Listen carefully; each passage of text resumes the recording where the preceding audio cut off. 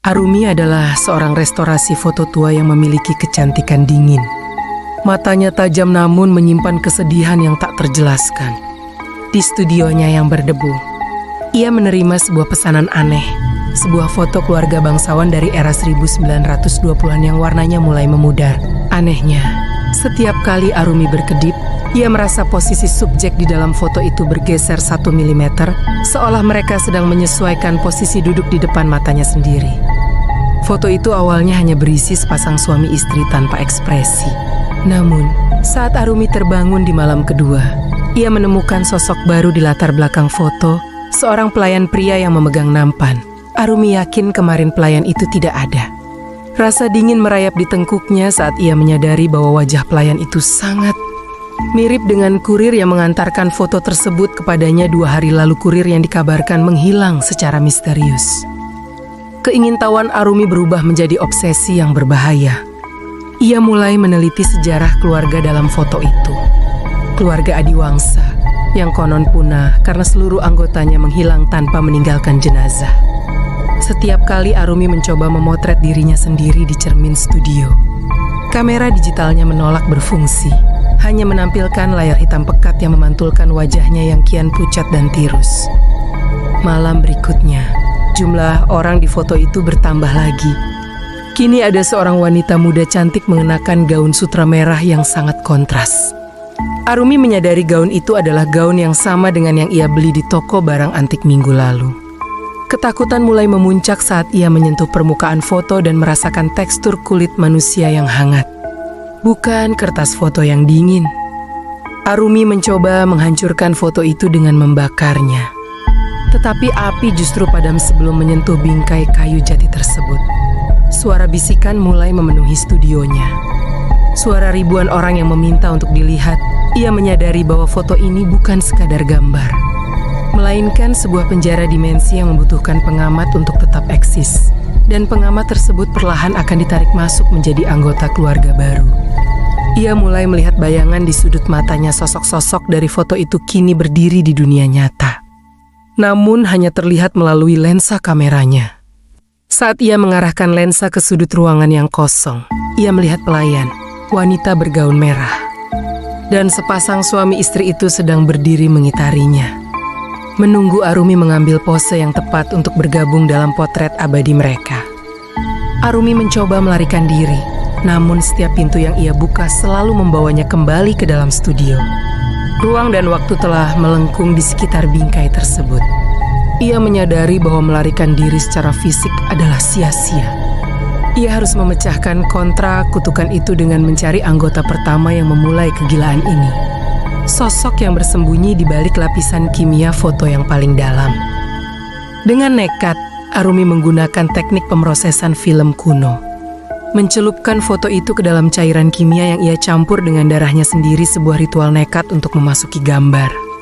Cairan itu mulai bergejolak, dan studio Arumi perlahan memudar, digantikan oleh aroma parfum mawar tua dan bau kayu lapuk.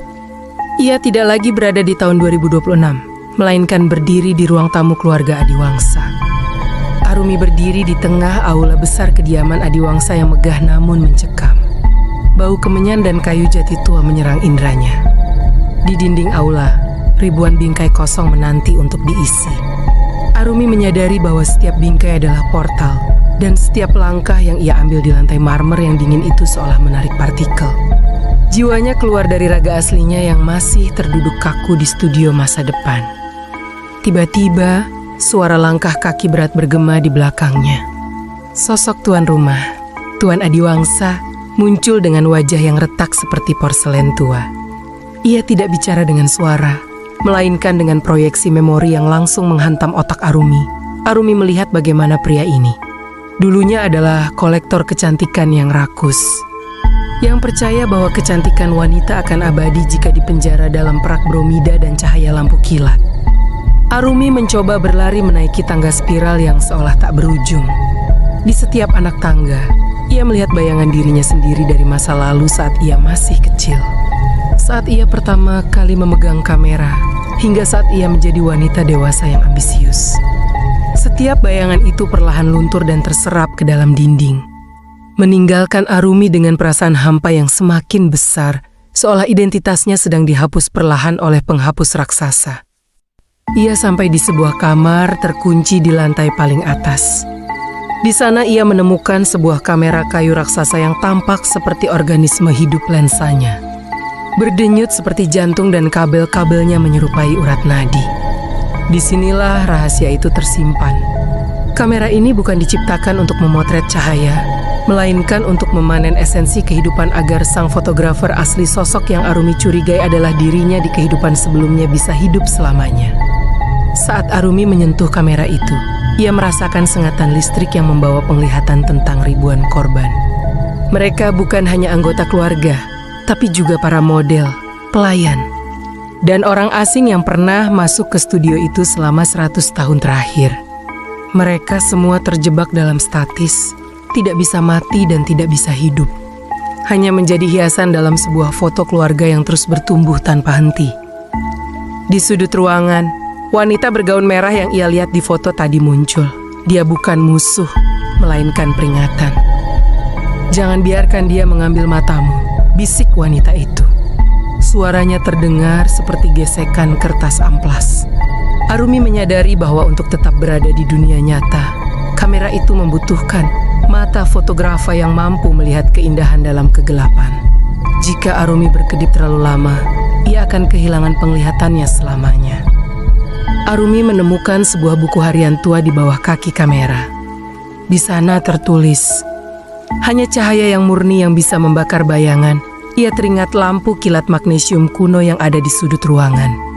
Masalahnya, menyalakan lampu itu berarti ia harus mengorbankan sisa energinya. Ia berada di persimpangan, tetap menjadi tawanan yang cantik di dalam foto, atau hancur menjadi abu namun membebaskan ribuan jiwa lainnya. Tuan Adiwangsa dan para penghuni foto lainnya mulai mengepung Arumi. Mereka tidak menyerang dengan fisik, melainkan dengan tarikan gravitasi mistis yang membuat tubuh Arumi terasa berat dan kaku seperti patung lilin. Kulitnya mulai berubah warna menjadi sepia, dan detak jantungnya melambat mengikuti irama detak jarum jam dinding yang bergerak mundur. Dalam keputusasaan, Arumi memejamkan mata dan mencoba mengingat satu memori yang paling tulus dalam hidupnya, bukan tentang kamera, tapi tentang perasaan dicintai tanpa syarat. Kekuatan emosi itu menciptakan percikan kecil di tangannya. Ia menyadari bahwa kamera ini memakan ambisi dan kesombongan, namun ia tidak bisa mencerna cinta yang murni. Ia bangkit dengan sisa tenaga, menyambar bubuk magnesium, dan melemparkannya ke arah lensa kamera organik itu. Tuan Adiwangsa menjerit suara yang terdengar seperti ribuan kaca pecah secara bersamaan. Ruangan itu mulai berguncang hebat, retakan-retakan muncul di udara, memperlihatkan kekosongan hitam di balik realita palsu di dalam foto tersebut. "Kau tidak bisa pergi," teriak suara kolektif dari dinding. "Kau adalah bagian dari kami. Kau adalah pencipta kami." Arumi melihat wajahnya sendiri muncul di setiap bingkai kosong yang tadi ia lihat. Ribuan Arumi dari berbagai usia menatapnya dengan penuh kebencian. Ini adalah ujian terakhir, melawan egonya sendiri yang ingin abadi dan diingat oleh dunia melalui karya-karyanya. Arumi meraih lensa kamera raksasa itu dengan tangan telanjang, mengabaikan rasa sakit saat urat nadi kamera itu mencoba menyedot darahnya. Ia membisikkan kata yang mematikan bagi keabadian, "Aku memilih untuk dilupakan." Seketika, seluruh bangunan itu mulai runtuh menjadi debu kertas. Jiwa yang terperangkap mulai terbang keluar melalui jendela yang pecah, menjadi titik cahaya yang menghilang ke langit malam. Di tengah kehancuran itu, Arumi melihat wanita bergaun merah itu tersenyum untuk pertama kalinya. Wanita itu memegang tangan Arumi dan membimbingnya menuju sebuah pintu cahaya yang sangat terang. Namun, pintu itu hanya cukup untuk satu orang. Arumi menyadari bahwa untuk menghentikan kutukan ini, seseorang harus tetap tinggal untuk menutup pintu dari dalam agar tidak ada lagi orang lain yang terjebak di masa depan. Dengan pengorbanan yang agung, Arumi mendorong wanita bergaun merah itu masuk ke dalam cahaya, memberinya kesempatan untuk lahir kembali di dunia nyata. Arumi memilih tinggal di dalam kegelapan yang runtuh. Ia duduk dengan tenang di lantai yang menghilang, memegang kamera digitalnya yang kini sudah hancur. Ia merasa damai meskipun ia tahu namanya akan dihapus dari sejarah manusia. Namun, alam semesta memiliki caranya sendiri. Karena pengorbanannya yang tidak mementingkan diri sendiri, kutukan foto itu punah. Realita di dalam foto itu meledak dalam keheningan total. Arumi tidak mati. Ia terlempar kembali ke studionya, namun dalam kondisi yang berbeda. Studio itu kini bersih, tidak ada debu, dan tidak ada foto tua. Hanya ada sebuah kamera baru dengan film yang siap digunakan untuk menangkap keindahan yang fana, bukan yang abadi. Setelah lama terjebak dalam labirin memori dan horor di dalam foto, Arumi menemukan kebenaran pahit.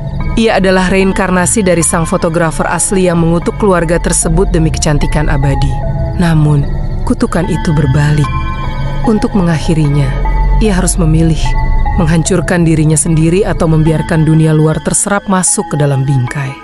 Di depan cermin besar, ia melihat wajahnya mulai berubah menjadi tekstur kertas. Pagi harinya, studio itu kosong. Tidak ada Arumi, tidak ada peralatan kamera. Hanya ada satu bingkai foto tua di atas meja. Di dalam foto itu, kini berdiri seorang wanita cantik dengan mata tajam yang tampak sedang menangis. Dikelilingi oleh puluhan orang yang tersenyum kaku. Foto itu ditemukan oleh seorang kolektor baru yang merasa bahwa wanita di tengah foto itu sangat menawan. Dan ia memutuskan untuk membawanya pulang menunggu giliran untuk menjadi anggota keluarga berikutnya.